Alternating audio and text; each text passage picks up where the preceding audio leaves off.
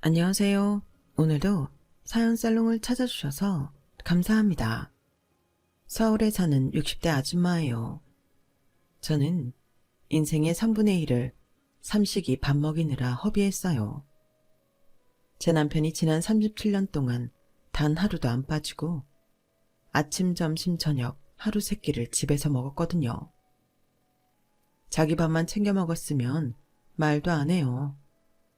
매일 점심시간마다 직원들까지 데려와 밥상을 차리게 하는데 정말 미치는 줄 알았어요. 남편이랑 살면서 제 소원이 뭐였는지 아세요? 명품백? 돈다발? 아니요.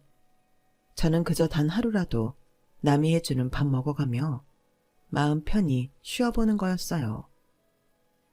그깟 하루 3끼 밥상 차리는 거 가지고 무슨 대단한 일 했다고 유세 떠냐고 할지 모르겠지만 이거 안 해본 사람은 몰라요. 아침상 물리고 나면 점심 준비, 점심상 물리고 나면 저녁 준비를 하다 보면 하루가 끝나버려요. 그렇게 1년 365일이 지나고 또다시 새해가 시작되면 똑같은 일상이 반복돼요. 그걸 37년이나 하며 살았어요. 이게 사람을 얼마나 황폐하게 만드는지 몰라요. 감기 몸살로 체온이 40도 가까이 오르고 대상포진으로 온몸이 갈갈이 찢기는 통증을 느끼면서도 그놈의 얼어 죽을 밥상을 차려야만 했어요.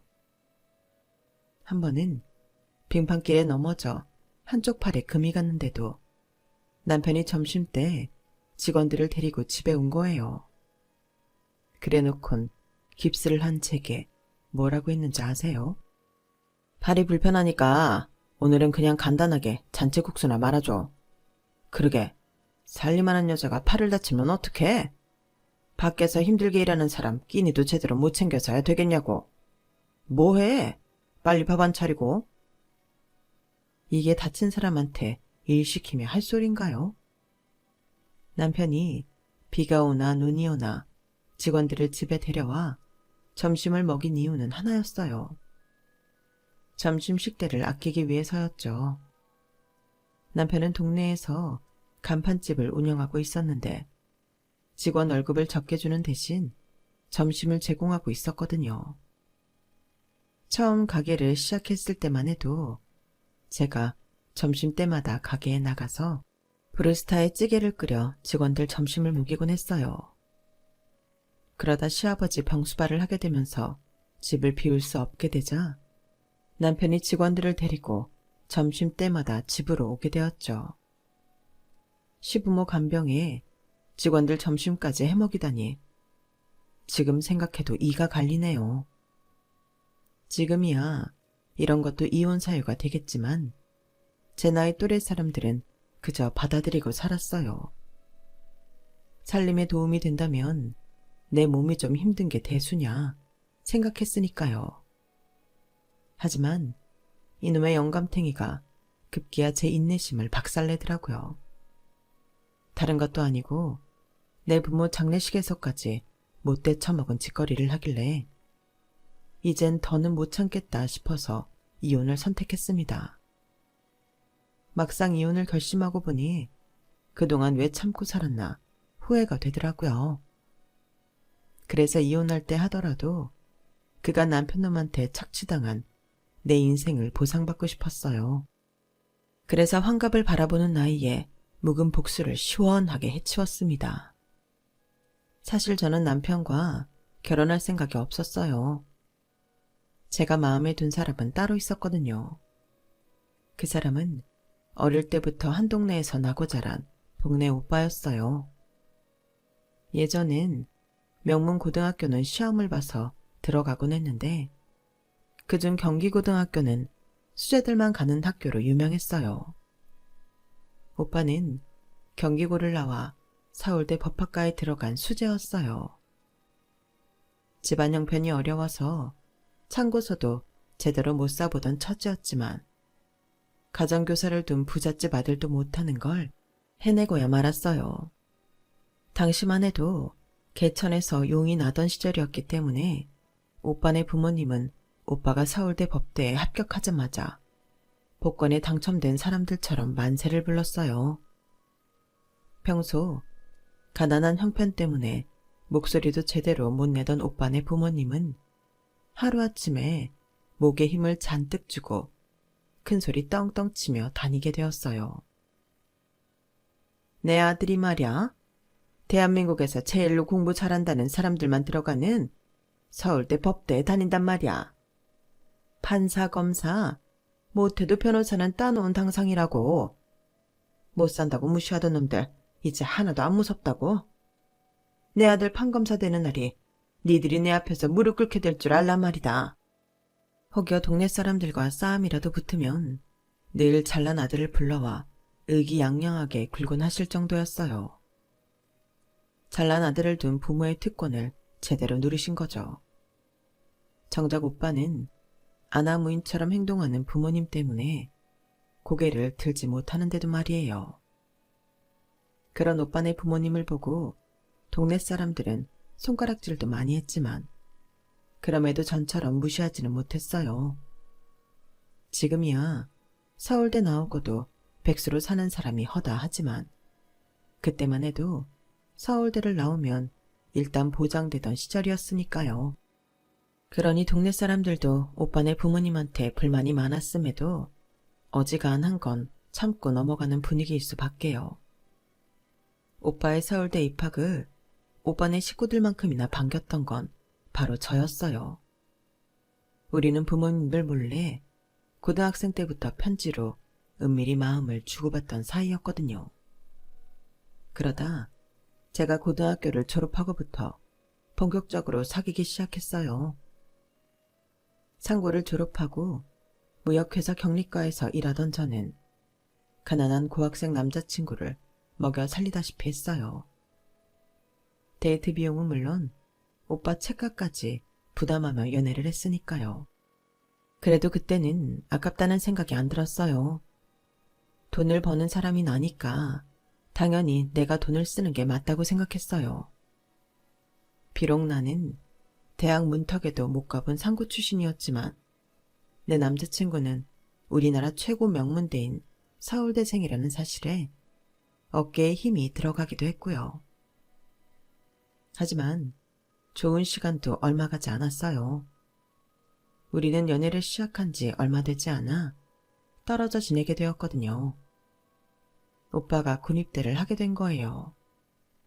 없는 돈에 강원도 철원까지 면회를 다녀야 했지만 그래도 행복했어요.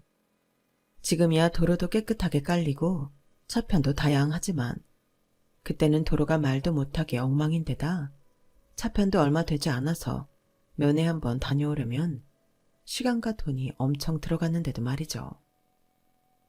떨어져 지내는 시간이 기니까 만날 때마다 애틋하고 3년 넘게 사귀면서도 단 한 번도 싸운 적이 없었어요.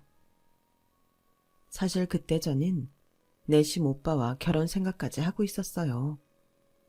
오빠도 그랬고요. 비록 당장은 힘들지만 이 순간만 버티면 달디단 결과가 있을 거라고 믿어 의심치 않았어요. 하지만 그건 떡줄 생각도 없는 사람들 앞에서 김칫국을 마신 거나 다름없는 거였더라고요. 오빠가 제대를 하고 3개월쯤 지났을까요? 제대 후 복학 준비로 바쁘다는 핑계로 만남을 피하더니 돌연 이별 통보를 하지 뭐해요. 결혼할 여자가 생겼다는 게 이유였죠. 미숙아, 미안하다. 너한테 이러면 안 되는 건 아는데 부모님 뜻을 따를 수밖에 없어. 너도 알다시피 우리 집 형편이 많이 힘들잖아. 식구들이 다들 나만 바라보고 사는 형편인데 내가 원하는 사람이랑 결혼하겠다고 고집을 부릴 수만은 없었어. 정말 미안해. 오빠의 결혼 상대자는 오빠네 아버지가 다니는 공장 사장님 딸이었어요. 능력은 있지만 뒤를 밀어줄 뒷배가 없었던 오빠한테는 천군만마 같은 집안이었죠. 당연히 오빠네 부모님과 가족들은 오빠의 결혼을 열렬히 지지했고 오빠는 사랑보다는 가족과 현실을 택한 거예요. 누구보다 믿었던 사람한테 배신을 당한 저는 복수라도 하는 심정으로 오빠보다 더 먼저 결혼식을 올렸어요. 부모님이 정해준 남자와 말이에요. 마음에 들고 안 들고는 문제도 아니었어요. 그때는 복수심에 불타 있었으니까요. 하지만 얼마 안 가 이런 식으로 결혼을 하는 건 복수도 뭐도 아닌 내 인생을 내 손으로 망가뜨리는 일밖에 안 된다는 걸 알게 되었어요. 어른이 그러시잖아요. 남자는 그놈이 그놈이라고요. 그런데 제 남편은 그놈들 중에서도 정말 지지리도 못난 놈이었던 거예요.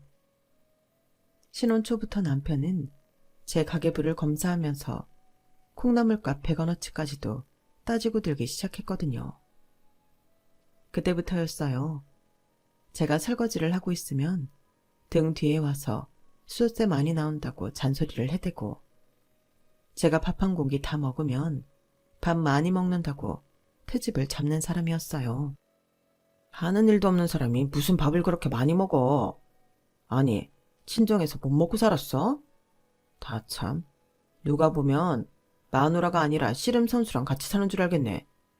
이러니 쌀값이 그렇게 들어가지. 꼴랑 밥 한 공기 먹었을 뿐인데 이런 소리까지 듣게 되니 많이 억울했어요. 생각 같아서는 억울하다고 따지고 싶었지만 그때는 씨름 선수냐는 말에 너무 창피해서 아무 말도 할 수 없었어요. 그래서 그날 이후 밥을 뜰 때마다 제 밥은 한 숟가락씩 덜어내는 게 버릇이 되었어요. 사실 남편과 시부모님까지 삼시세끼를 다 챙기고 집안일은 물론 낮에는 남편 가게에 나가 밥까지 해먹이고 오다 보니 체력적으로 많이 힘들었어요. 고기를 먹는 건 가뭄에 콩나듯 했고 생선이나 젓가락이 갈 만한 음식은 시부모님과 남편이 죄다 집어먹으니 저는 풀뿌리만 먹다시피 했거든요. 남편이 큰맘 먹고 통닭을 사오는 날에도 제가 먹을 수 있는 부위는 닭모가지랑 살은 거의 없는 등뼈 부분이었어요. 그나마도 2조각 이상 집어먹기 힘들 정도로 남편은 눈치를 줬어요. 하루는 이불 빨래를 하는데 눈물이 뚝뚝 떨어지더라고요. 내가 이 집에서 이렇게 식모처럼 일을 하는데도 먹는 것조차 눈치를 보며 살아야 하나 싶은 게 서럽고 억울했거든요. 그래서 그날 밤 작정하고 남편한테 따졌어요. 사람 치사하게 먹는 걸로 눈치 좀 주지 말아요. 내가 먹으면 얼마나 먹는다고 그래요? 나요, 결혼해서 이날 이때까지 하루 종일 밥하고 빨래하고 온갖 집안일에 시부모 봉양까지 하고 살았어요. 그렇다고 내가 옷을 사달래요? 돈을 달래요? 그런데 어쩌면 당신은 고맙다는 말은커녕 밥 한 그릇 먹는 것도 그렇게 눈치를 주고 사람을 힘들게 하냐고요. 이럴 거면 나랑 왜 결혼했어요? 돈 안 주고 부릴 식모가 필요해 결혼했어요? 말해봐요. 억울해서 말하는 도중 눈물까지 터진 저는 소매 기치로 눈물을 찍어내고 있는데 남편이 싸늘한 표정으로 그러는 거예요. 그런 너는 왜 나랑 결혼했냐? 내 입으로 말하기 그러면 내가 대신 말해주랴? 너 대학생 놈한테 돈 대주고 몸 대주다 팽당했다며. 그놈이 서울대 법대생이라고 했던가? 하여간 가방줄도 짧은 년이 학벌은 오지게 따져요. 야, 정신이 제대로 박힌 놈이라면 서울대까지 다니면서 너같이 허접 쓰레기 같은 상고 출신을 마누라로 삼겠냐? 못해도 이대나 숙대생은 만나지. 넌 그냥 데리고 놀다 버리는 용으로 데리고 다녔던 거야. 애초에 넌 그놈한테 쓰고 버릴 년이었다고. 그런 걸 불쌍해서 받아줬더니 뭐가 어쩌고 어째? 네 주제를 알고 까불어. 하루 세끼 밥 먹여주는 것도 감지덕지 할 일이지. 어디서 하늘 같은 서방한테 주둥이를 털어. 한 번만 더 그랬다간 그날로 쫓아낼 줄 알아. 순간 다리에 힘이 풀려서 그 자리에 주저앉고 말았어요. 남편이 제 과거를 다 알고 결혼을 한 줄은 몰랐거든요. 당시만 해도 혼전 연애가 그리 당당할 일이 아니었기 때문에 저는 지은 죄가 없음에도 죄인처럼 고개를 숙여야 했어요. 3년간 연애를 하면서 손 한 번 안 잡고 입 한 번 안 맞췄다면 거짓말이겠죠. 하지만 딱 거기까지였어요. 제가 겁이 많았던 것도 있지만 오빠도 책임지지 못할 짓을 하는 사람은 아니었거든요. 그런데 이런 사실을 남편한테 시시콜콜 말하는 것도 구차하게 느껴졌어요. 말한다고 한들 믿어줄 것 같지도 않았고요. 그저 벙어리 냉가슴 앓듯 제 가슴에 품고 삭히는 것뿐이었죠. 이게 다 내가 멍청해서 남자 보는 눈이 없어 그랬다 생각하기로 했어요. 그렇게 저는 37년간을 갑순이로 살게 되었죠. 결혼하고 이듬해 첫 애를 가진 뒤 결혼 2년차 봄에 딸아이를 출산했어요. 내심 아들을 바랐던 시부모님과 남편은 대놓고 제 탓을 하더군요. 아휴, 지가 시집와서 한 게 뭐 있다고. 남들 다 나는 아들 하나를 못 낳아. 식충이처럼 밥은 또 얼마나 먹어대는지. 야, 너는 양심도 없니? 고작 딸년 하나 낳아놓고 시애미가 끓여다주는 미역국 먹어가며 산후조리를 할 생각을 해? 내가 전생에 무슨 죄를 지었길래 며느리 수발까지 하고 있는 건지. 아, 일어나서 밥 안 처먹고 뭐해? 내가 네 입에 밥까지 떠넣어줘야겠니? 홀아버지 밑에서 자랐던 저는 산후조리를 시어머니 도움을 받아야 했어요. 그러다 보니 매 끼니마다 밥보다 욕을 더 많이 먹게 되었죠. 미역국이라고 해봐야 고기 한 절음 안 들어간 미역국이었는데도 먹는 족족 체했어요. 마음이 불편하니 뭔들 제대로 소화가 되겠어요. 결국 3-7일도 안 돼서 저는 자리를 털고 일어났고 또다시 삼시세끼 밥을 차리며 집안일을 하게 되었죠. 그러는 와중에도 시어머니는 손자 타령을 하셨고 시어머니 바람대로 이듬해 저는 아들을 낳았어요. 그랬더니 이번엔 연년생을 낳아 동네 창피하게 만들었다고 타박이더군요. 이래도 내 탓, 저래도 내 탓. 이놈의 집구석에서는 모든 게 다 제 탓이었어요. 아이 둘을 키우며 시부모 복량에 남편 가게 직원들 밥까지 챙기려니 앉았다 일어나면 하늘이 노랄 정도로 몸이 많이 축나더라고요. 먹는 거라도 제대로 먹으면 모를까. 밥 한 그릇 먹는 것도 눈치를 봐야 할 판이니 도무지 몸에 기운이 안 나더라고요. 그러던 차에 친정아버지가 속꼬리를 보내주신 거예요. 산후조리도 못해준 게 못내 마음에 박히셨는지 많이도 사서 보내셨더라고요. 그랬더니 시어머니가 저는 손도 못 대게 하시고는 당신이 직접 곰탕을 끓이시겠다고 하더라고요. 웬일인가 싶더라고요. 그런데 곰탕이라고 끓인 게 양이 어째 얼마 안 되는 거예요. 어머님, 곰탕이 이게 다예요? 어째 양이 좀 적은 것 같은데요. 아니, 그럼 내가 혼자 다 퍼먹었다 이거냐?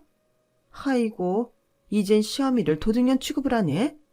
그래, 네 친정에서 보내준 꼴이라고 생색내고 싶어 그러는 거지? 옛다, 니 다 처먹어라. 어디 더러워서 입에나 대겠어? 어머님, 그런 게 아니라 생각보다 양이 적게 나와서 그런 거예요. 제가 뭘 몰라 그런 거니까 용서해 주세요.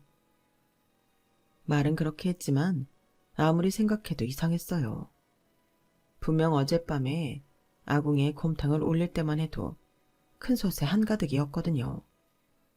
그랬던 게 남편 가게에 나가 점심 차려주고 오니 한 끼 먹고 나면 없을 정도로 양이 확 줄어있더라고요. 귀신이 고칼로리였죠.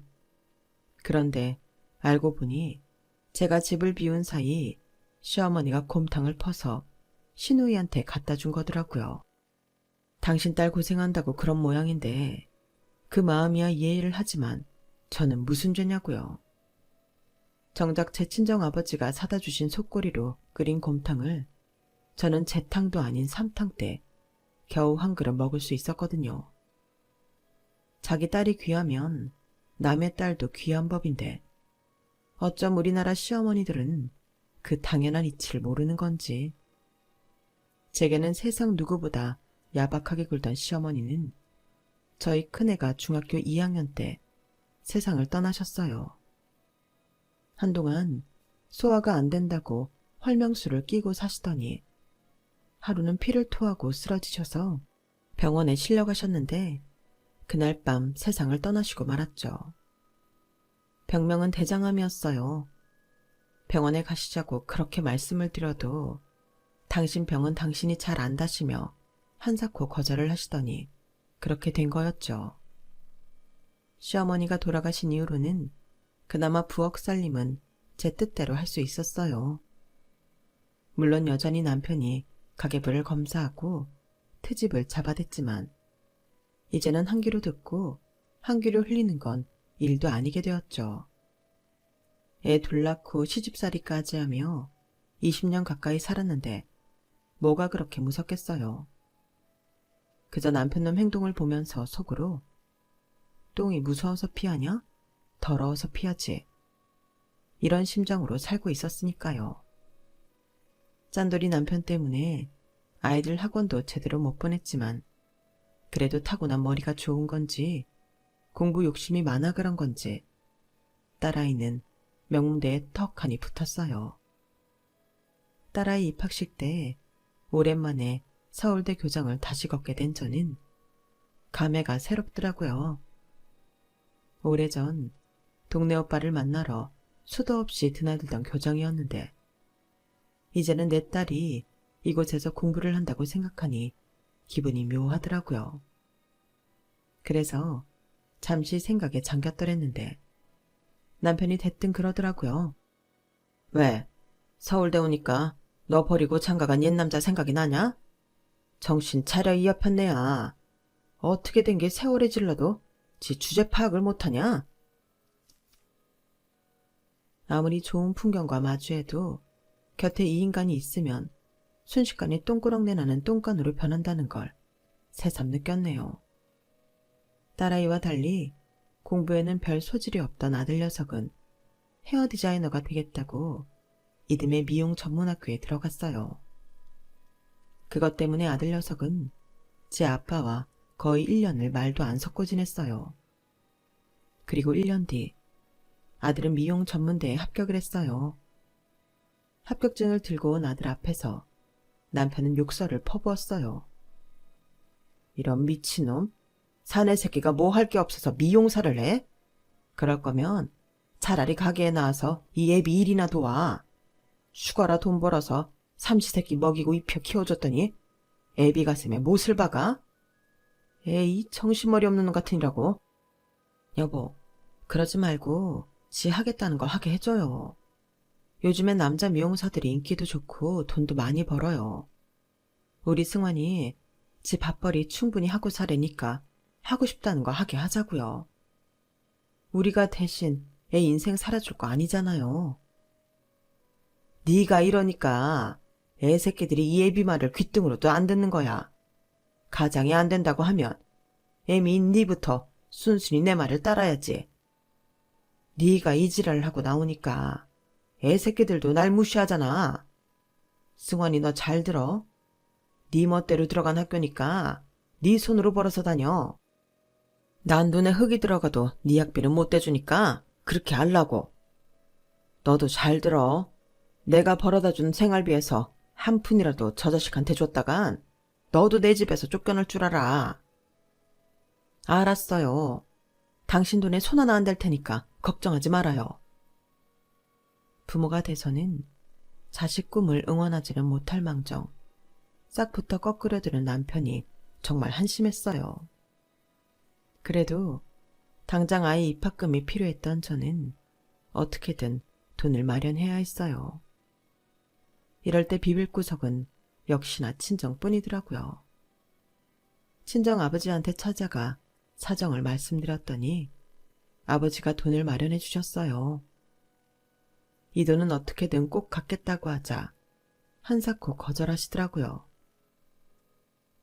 그럴 거 없어. 열심히 배워서 이 할애비 머리나 깎아달라고 그래. 선불금으로 준 거다 생각할 테니까. 친정 아버지 도움으로 아들 녀석 대학 등록은 시켰지만 돌아오는 학기마다 등록금 될 걱정이 한가득이었어요. 남편이 주는 생활비로는 살림 사는 것도 빠듯했으니까요. 짬이라도 좀 나면 밖에서 일이라도 하겠는데 이놈의 삼식의 남편은 하루 세 끼를 집에서 해결하니 그럴 시간이 어디 나나요. 그렇다고 밤잠 줄여가며 인형 누나를 붙일 수도 없고 난감하더라고요. 그러던 차에 남편 직원 중 하나가 지나가는 말로 그러는 거예요. 사모님, 음식 솜씨가 정말 좋으시네요. 지금까지 먹어본 김치 중에 사모님 김치가 최고입니다. 우리 집 사람은 김치도 사다 먹는데 이건 뭐 중국산 배추를 쓰는 건지 어쩐 건지 김치에서 쓴맛이 그렇게 나더라고요. 차라리 사모님도 김치 장사나 하시지 그러세요. 그럼 제가 당장 사 먹을 텐데요. 모르긴 해도 어지간한 직장인들보다 더 벌 수 있을 겁니다. 순간 그럴까 하는 생각이 들었어요. 그래서 정말 김치를 만들어 팔면 사 먹겠냐고 되물었죠. 그랬더니 잠시 망설이던 직원이 어디론가 전화를 하더라고요. 한참을 서서 통화하던 직원은 통화를 마치고 돌아와 말했어요. 사모님, 혹시 샘플 좀 있습니까? 우리 집사람이 먹어봐야 주문을 하든 하겠다고 그러네요. 제 아내가 요 앞 사거리에서 미용실을 하는데 시간 되시면 거기로 좀 보내주세요. 동네 여자들 사랑방이나 마찬가지니까 맘만 있으면 입소문 타는 건 시간 문제일 거예요. 네, 그럴게요. 고마워요, 종수씨. 그런데 우리 집 양반한테는 비밀로 좀 해줘요. 그 사람 알면 아주 난리 나니까요. 남편 몰래 김치 한 쪽을 싸들고 사거리 미용실로 간 저는 그 자리에서 배추김치를 20kg나 주문을 받았어요. 다들 맛있다고 너도 나도 주문을 해댔거든요. 하지만 당장 남편 몰래 재료비를 살 여력이 없던 저는 난감하기만 했어요. 그런데 미용실 여자가 선뜻 선불을 주더라고요. 자기 남편을 통해 저 사는 사정을 알던 터라 일부러 배려해 준 거였죠. 그렇게 동네 여자들한테 김치 장사를 시작한 저는 남편이 주는 생활비의 2~3배는 너끈히 벌었어요. 다행이라고 해야 할지는 모르겠지만 시아버지가 거동이 불편해지시면서 제가 점심때 가게에 나가 밥을 할 수 없게 되었어요. 대신 남편이 직원들을 데리고 집으로 와서 점심을 먹고 가게 되었죠. 덕분에 저는 가게를 오가는 시간을 줄일 수 있게 됐고 집에서 김치를 담글 시간이 생기게 된 거예요. 몸은 힘들었지만 내가 움직이는 만큼 돈이 들어온다는 사실에 힘든 것도 모를 정도로 신이 나더라고요. 그간 남편 눈치 보느라 자식들한테 못해준 것도 내가 번 돈으로 사줄 수 있게 되었고 순대며 떡볶이 같은 소소한 주전부리도 할 수 있게 되었어요. 내 손으로 돈을 번다는 게 이렇게 기쁜 일인지를 새삼 느낄 수 있었죠. 그런데 주문이 늘어날수록 김치를 담그는 날이 잦아졌고 그러다 보니 남편한테 꼬리가 밟히고 말았어요. 이 여편네야, 넌 내가 살림하라고 준 돈으로 그딴 주머니를 차고 있었냐? 그간 번 돈 다 내놔. 당장 내놓으라고. 싫어요. 못 줘요. 그걸 왜 당신한테 줘요? 내가 내 손으로 번 돈인데. 나 김치 담가 팔면서 당신 돈으로 마늘 한 쪽 안 샀어요. 오히려 고춧가루며 마늘, 생강 다 내 돈으로 산 걸로 그간 우리 식구 먹고 살았다고요. 그런데 당신이 무슨 권리로 김치 판 돈을 내놓으라는 거냐고요? 그랬더니 남편이 뭐라는 줄 아세요? 네가 내 소유니까 네가 만든 것도 내 거, 네가 번 돈도 내 거지. 그러니까 잔말 말고 돈 내놓으라고. 이게 무슨 개벽다귀 같은 소리래요? 내가 왜 당신 거예요? 내 아버지 어머니가 낳은 내가 왜 당신 소유냐고요? 그간 말 않고 죽어 사니까 누굴 병신으로 하는 모양인데 사람 무시하지 말아요. 나 당신한테 무시당하고 살아도 되는 사람 아니라고요. 평소와 달리 한마디도 안 지고 바락바락 대들자 남편은 잠옷 놀라는 눈치였어요. 하지만 그것도 잠시. 남편은 그럼 장소 대여비라도 내놓으라고 생떼를 부리더라고요. 자기 집에서 김치 담가 팔았으니 장소 대여비는 꼭 받아야겠다나요? 하도 더럽고 치사해서 주겠다고 했더니 그제야 방으로 들어가더군요. 그렇게 남편한테 장소 대여비를 내고 김치 장사를 하던 저는 시아버지가 세상을 떠나시면서 일을 그만둘 위기에 처했어요. 아버님이 안 계시니 다시 가게에 나가 점심밥을 해 먹여야 했으니까요. 그런데 웬걸? 남편이 가게에 나올 필요 없다고 하지 않겠어요? 하긴 매달 장소 대여비 명목으로 부수입을 올리던 남편이 이 꽁돈을 놓칠 이유가 없었죠. 덕분에 저야 돈도 벌고 좋았지만요. 그렇게 10년 가까이 김치 장사를 했던 저는 손에 류마티스가 심해져서 일을 그만두게 되었어요. 젓가락 쥐는 것도 힘들어진 터라 어쩔 수 없는 상황이었죠. 그동안 벌었던 돈으로 딸아이 시집 가는데 돈 좀 보태주고 아들 헤어샵 차리는데 보태주고 나니 다시 빈손이더라고요. 그래도 내 새끼들 위해 엄마로서 뭔가 해줬다는 거에 위안을 삼았어요. 그런데 환갑을 1년 앞둔 어느 날 친정오빠한테 연락이 온 거예요. 방금 전 아버지가 영면하셨다는 연락이었죠. 나이가 들면 자연스레 부모와의 이별을 준비하기 마련이지만 그래도 막상 현실로 닥치니 가슴이 무너져 내리는 것만 같았어요. 저희 아버지는 아내와 사별한 이후로 재혼도 않으시고 혼자 몸으로 오빠랑 저를 키우셨거든요. 혹여 새엄마한테 구박받지 않을까 걱정이 돼서 그러셨다는 건 시집을 온 후에야 알게 되었어요. 30년 넘게 남의 부모 봉양은 해왔으면서 정작 내 아버지한테 따뜻한 밥상 한 번 못 차려드린 게 너무 죄스럽고 한이 되더라고요. 그래서 장례식 내내 영정사진 속 아버지를 제대로 바라볼 수 없었어요. 그런데 그때 낯익은 사람이 아버지 영정 앞에 절을 올리더라고요. 많이 늦긴 했지만 단정하고 교양 있어 보이는 모습을 보니 단번에 알아볼 수 있었어요. 오래전 저를 버리고 딴 여자와 결혼했던 동네 오빠였죠. 한 동네에서 오래 살다 보니 동네 사람을 통해 저희 아버지 부고를 전해 들은 모양이었어요.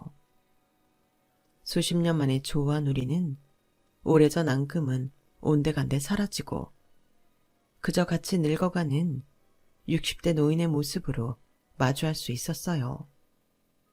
오빠는 자기 명함을 한 장 건네주며 혹시 필요한 일 생기면 연락하라고 하더군요. 명함에는 로펌 이름과 대표 변호사라는 직함 옆에 오빠 이름이 찍혀 있었어요. 난 놈은 난 놈이다 싶더군요. 결국 사시까지 패스해 변호사가 됐으니까요.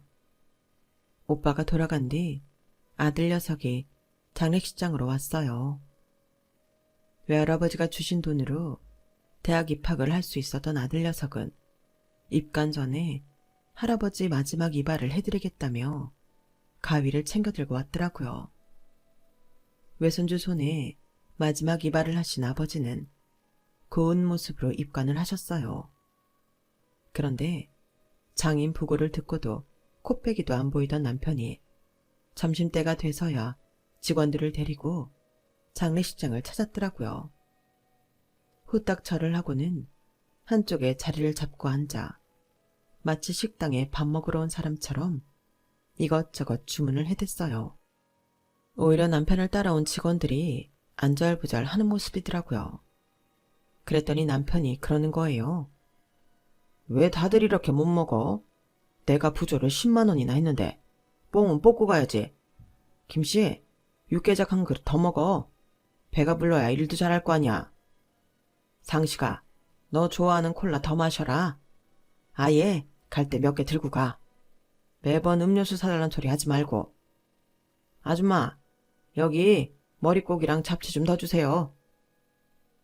장인 장례식에 와서 슬픈 기색 하나 없이 조익은 뽕 뽑겠다고 신나게 밥을 처먹는 남편을 보니 가슴 깊은 곳에서부터 뜨거운 기운이 솟아올랐어요. 당장이라도 가서 저 인간 면상에 싸대기를 날려주고 싶은 심정이었죠. 식사를 마친 직원들은 슬금슬금 제 눈치를 보고는 죄송하다는 인사를 남기고 장례식장을 나섰어요. 남편은 주방에서 검은 봉투를 얻어와 냉장고에서 소주며 맥주 등을 담고 있더라고요. 그래 다가가 속에 있던 말을 꺼내놓았어요. 왜? 부조금 낸 10만 원 아직 못 채웠어? 술까지 따로 챙기는 거 보니까 그런가 보네. 인간아, 정말 대단하다. 어떻게 장인 장례식에 작업복을 입고 와서 이 궁상을 떠니? 네가 그 정도 그릇밖에는 안 되는 놈인 건 내 진작 알았다만 이 정도로 바닥일 줄은 몰랐다. 넌 수치심이라는 것도 모르니? 인간의 도리라는 것도 몰라? 어떻게 내 아버지 장례식에서까지 이럴 수가 있냐고. 나가. 당장 나가, 이 거지 같은 새끼야. 전 낙을 쓰며 남편을 장례식장 밖으로 떠밀었어요. 이 옆엔 내가 뭐하는 짓이야, 무식하게. 힘만 세가지고는. 암튼 점심은 이렇게 대충 때웠지만 저녁은 집에 와서 제대로 밥 차려. 죽은 부모가 대수야. 하늘 같은 서방 저녁밥이 중요하지. 늦지 않게 와. 알았어. 뭐? 이 미친 놈팽이가 아직도 정신을 못 차렸어. 부모 잃은 사람한테 그게 지금 할 소리야? 이 천벌을 받아 돼질놈아. 꺼져. 당장 내 눈앞에서 꺼지라고. 저는 소리를 고래고래 지르며 눈에 보이는 족족 집어들고 남편한테 던졌어요. 그 와중에도 남편은 검은 봉지에 담긴 술병과 캔을 안 놓치려고 안간힘을 쓰더라고요. 정말 그 꼴이 한심할 정도로 역겨웠어요. 친정아버지 장례를 마치고 한동안 집안일도 아는 채 자리 보존하고 있던 저는 찬밥을 물에 말아먹고는 외출 준비를 했어요. 이대로는 도저히 살 수 없을 것 같아서 변호사를 만나 이혼 상담을 할 생각이었죠. 로펌 문을 열고 들어가 로비에 있는 직원한테 일전에 오빠가 주고 간 명함을 보였어요. 그랬더니 잠시 뒤 오빠가 로비로 나오더라고요. 반갑게 맞으며 점심이라도 하자고 하길래 나 오빠랑 한가하게 점심 먹으러 온 거 아니야. 의뢰인으로 온 거니까 사무실로 가서 얘기해. 오빠 사무실로 들어간 저는 남편과 이혼을 하고 싶다고 말했어요. 나한테 진빚 갚아. 무슨 수를 써서라도 그 인간한테서 내 몫의 재산 뺏어줘. 많으면 많을수록 좋아. 그 인간이 망해서 길바닥에 나앉도록 가진 건 죄다 뺏어줘. 오빠 능력이면 그 정도 할 수 있지? 오빠는 제가 살아온 얘기를 듣고는 잠시 낮은 한숨을 쉬었어요. 자기 때문에 그런 인간한테 시집가 고생한 것 같아 미안하다고 하더군요. 그러면서 자기가 기필코 그 인간한테서 제대로 돈 받아줄 테니 걱정 말라고 하더군요. 그렇게 시작된 이혼 소송은 1년 가까이 이어졌어요. 그리고 오빠는 약속대로 남편한테서 엄청난 액수의 위자료를 받아주었어요. 제가 그동안 병든 시부모를 모셨던 것과 가게 직원들한테 점심을 해먹인 것까지 죄다 노동으로 환산해 받아준 덕분이었죠. 거기다 결혼기간 내내 남편이 제게 했던 인격 모독과 시어머니의 괴롭힘도 제 이혼 사유에 포함이 되었어요. 남편은 재판 내내 억울하다는 입장을 내세웠지만 자식들과 가게에서 일했던 전 직원들의 증언 덕에 남편은 패소할 수밖에 없었죠. 재판이 끝나고 재산 정리까지 끝나자 홀가분한 마음으로 저는 집을 얻어 나왔어요. 그러던 어느 날 제 이혼 재판을 성공적으로 승소해준 오빠가 집 근처로 찾아왔더라고요. 표정을 보니 마치 중요한 고백이라도 할 사람 같더라고요. 아니나 다를까? 아내랑 사별한 지 6년 됐어. 자식들도 장성해서 출가했고 지금은 혼자 논현동 아파트에서 살고 있어. 미수가, 지금이라도 늦지 않았다면 우리 다시 시작할래? 내가 너한테 못 해준 거 이제는 다 해줄 수 있어. 나랑 다시 시작하자. 그 말에 나도 모르게 코웃음이 나왔어요. 날 버릴 땐 언제고 이제 와서 다시 시작하자고요. 어이가 없더라고요. 이놈이나 저놈이나 나한테 왜 이러나 몰라. 오빠, 내가 그렇게 우스워 보여? 오빠 눈에는 내가 40년 전 순진한 이미숙으로 보이나 봐. 나 변했어. 오빠가 나 이렇게 만들었잖아. 사랑 하나 믿고 간이고 쓸개고 다 빼줬던 나한테 대차게 배신 때린 거 오빠였잖아. 그때 결심했거든. 다시는 남자라는 것들한테 마음 안 주기로. 내 이혼 소송 승소한 걸로 꽤나 점수 딴 줄 아는 모양인데 웃기지 마. 어느 변호사라도 그 정도는 할 수 있는 재판이었어. 내가 오빠 능력 보고 오빠는 로펌 찾아간 줄 알아? 나 빚 받으러 간 거였어. 오빠한테 퍼부은 돈과 시간, 순정. 그거 변호사 비용으로 퉁치려고 간 거였다고. 이제 다 늙어서 쭈그렁 방탱이 된 남자 내가 뭐가 아쉬워서 받아줘? 왜? 이제 남자 바꿔서 또다시 밥이나 해주고 살라고? 미쳤어 내가? 인터넷에 그런 기사가 나오더라. 장수하는 여자들 대부분이 남편 없이 사는 여자들이래. 한마디로 남자는 여자 목숨 갉아먹는 벌레밖에 안 된다는 얘기야. 난 장수할 거야. 오빠가 받아준 이 돈으로 벽에 똥칠할 때까지 살 거라고. 그러니까 다시는 내 앞에 나타나 시덥잖은 소리 하지 마. 뒤도 안 돌아보고 돌아온 저는 그 길로 아들 녀석이 하는 헤어샵으로 가서 머리를 했어요. 이제는 누구의 아내도 아닌 나 이미숙으로 살 생각이거든요. 옷도 사입고 구두도 사신고 맛있는 것도 사먹으면서 제대로 내 인생을 살아볼랍니다. 앞으로 새로이 시작되는 제 인생 응원해주세요. 지금까지 제 사연을 들어주셔서 감사합니다. 항상 건강하시고 여러분도 매일매일 행복하세요. 여러분, 사연 댓글에 응원과 현명한 조언 부탁드려요. 좋아요와 구독은 저에게 큰 힘이 됩니다. 오늘도 좋은 일 가득하세요.